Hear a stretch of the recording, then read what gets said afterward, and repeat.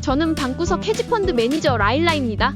저는 미국에서 데이터 사이언티스트로 일하고 있는데요. 제 취미는 매일 주식 데이터를 받아 코드를 돌려 전략을 만들고 돈을 잃거나 벌든 제 돈을 투자해 전략을 실험해보는 것입니다. 저는 7월 말부터 8월 18일까지 TQQQ와 SOXL을 공포 매매법을 이용해 매수했습니다. 공포 매매법이란 CNN에서 제공하는 공포, 탐욕 지수가 공포 상태 또는 극심한 공포 상태를 가리킬 때 주식을 매수하는 전략입니다. 남들이 두려워할 때 주식을 꾸준히 매수하는 것이죠. 이 매매법은 4월부터 시작했으며 특히 변동성이 크고 단기간에 급반등할 가능성이 높은 주식인 TQQQ와 SOXL에 적용하고 있습니다. TQQQ는 나스닥 지수의 3배의 레버리지를 반영한 ETF로 QQQ가 1% 오를 때 TQQQ는 3% 오르고 QQQ가 1% 하락할 때 TQQQ는 3% 하락합니다.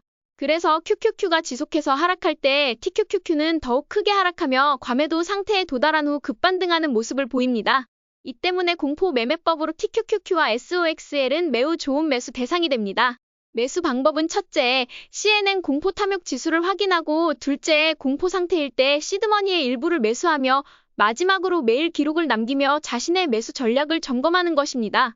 이 그래프는 지난 한 달 동안 TQQQ와 공포 탐욕 지수의 상관관계를 보여주며 초록색 점은 매수 포인트를 나타냅니다. 공포 매매법은 매수 자체도 큰 용기가 필요합니다.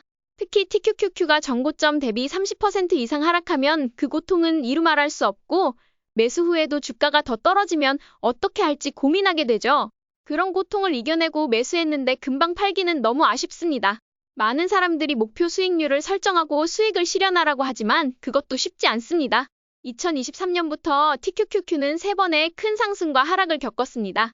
전고점 대비 33%, 21%, 최근에는 37% 하락을 보여주며 장기 투자자들에게 큰 고통을 안겼습니다. 하지만 이 고통을 견디며 매수했다면 지금쯤은 모두 수익을 보고 있을 것입니다.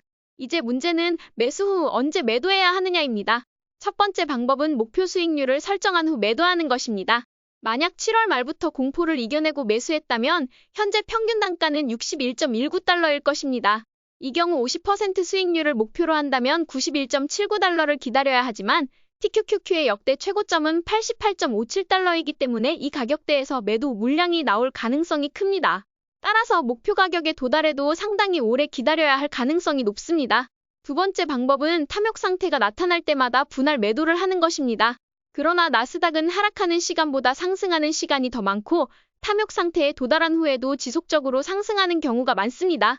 따라서 공포를 이겨내고 매수했는데 탐욕 상태에 도달하자마자 매도하면 상승하는 주식을 놓치는 고통이 클 것입니다. 그렇다면 과거 데이터 분석을 통해 가장 이상적인 목표 수익률을 설정해 볼까요?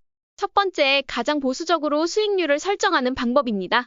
수익률을 10%로 목표로 했을 때 총 13번의 공포 매매 사이클을 겪었고 매번 20만 원씩 매수했다고 가정하면 최대 투자 금액은 1,380만 원으로 3년간 총 수익은 623만 원이었습니다.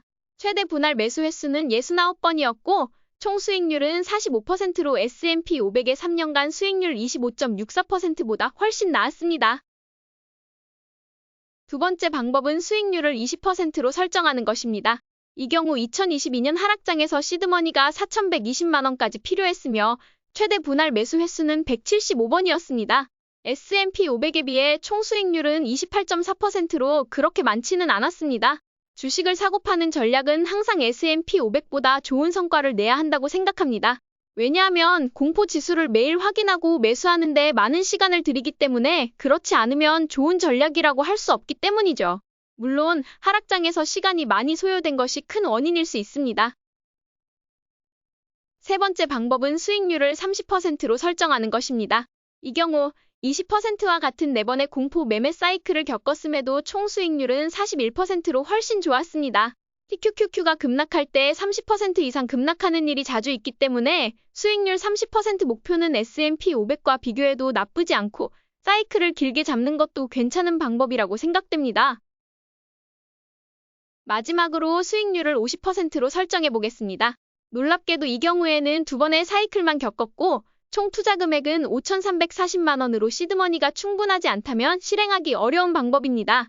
물론 S&P 500의 2배를 압도하는 수익률을 보여주지만 매수와 매도를 자주 하고 싶은 사람에게는 조금 심심한 전략일 수 있습니다. 이 데이터를 요약하면 수익률 목표를 50%로 설정했을 때 가장 좋은 결과를 보여주고 20%로 설정했을 때는 가장 낮은 수익률 28%를 기록했습니다.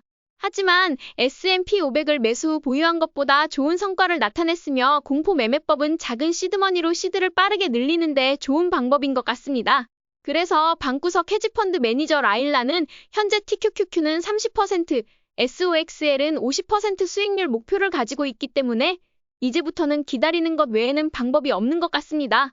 오늘은 공포지수 매매법의 매도 방법에 대해 탐구해 보았습니다. 지난 한 달 동안 공포 속에서 매수하신 여러분들 잘 버티셨다고 말씀드리고 싶습니다. 매수는 언제든지 할 수 있지만 매도는 예술의 영역이라고 하죠. 그 예술의 영역도 데이터로 분석해 보겠습니다. 오늘도 저희 전략이 재미있으셨다면 좋아요와 구독 버튼 눌러주세요. 지금까지 방구석 헤지펀드 매니저 라일라였습니다. 감사합니다.